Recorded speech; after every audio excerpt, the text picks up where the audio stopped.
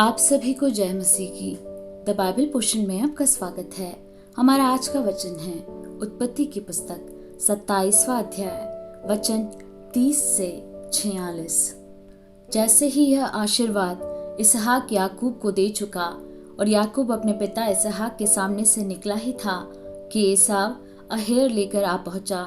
तब वह भी स्वादिष्ट भोजन बनाकर अपने पिता के पास ले आया और उससे कहा, हे मेरे पिता, उठकर अपने पुत्र के अहेर का मांस खा, ताकि मुझे जी से आशीर्वाद दे। उसके पिता इसहाक ने पूछा, तू कौन है?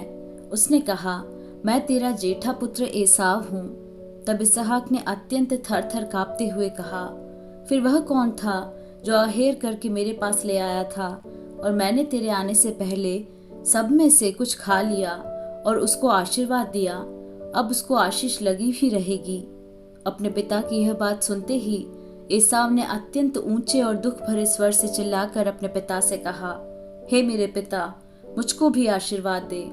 उसने कहा, तेरा भाई धूर्तता से आया और तेरे आशीर्वाद को लेके चला गया।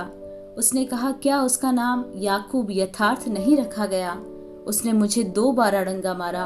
मेरा पहलौठे का अधिकार तो उसने ले ही लिया था, और अब देख, उसने मेरा आशीर्वाद भी ले लिया है। फिर उसने कहा, क्या तूने मेरे लिए भी कोई आशीर्वाद नहीं सोच रखा है? इसहाक ने एसाव को उत्तर देकर कहा, सुन, मैंने उसको तेरा स्वामी ठहराया और उसके सब भाइयों को उसके अधीन कर दिया और अनाज और नया दाखमधु देकर उसको पुष्ट किया है। इसलिए अब हे मेरे पुत्र, मैं तेरे लिए क्या करूं? एसाव ने अपने पिता से कहा, हे मेरे पिता, क्या तेरे मन में एक ही आशीर्वाद है?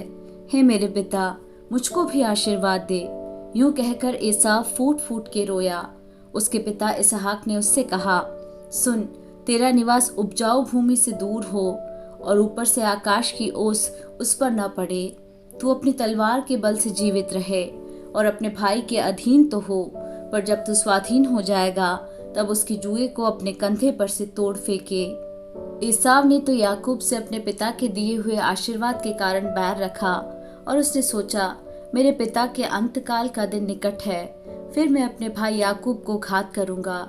जब रिबका को उसके पहलौठे पुत्र एसाव की ये बातें बताई गई, तब उसने अपने छोटे पुत्र याकूब को बुलाकर कहा, सुन, तेरा भाई एसाव तुझे घात करने के लिए अपने मन में धीरज रखे हुए है।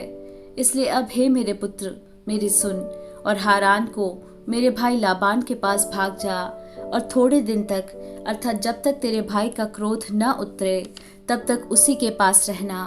फिर जब तेरे भाई का क्रोध तुझ पर से उतरे और जो काम तूने उससे किया है उसको वह भूल जाए, तब मैं तुझे वहां से बुलवा भेजूंगी।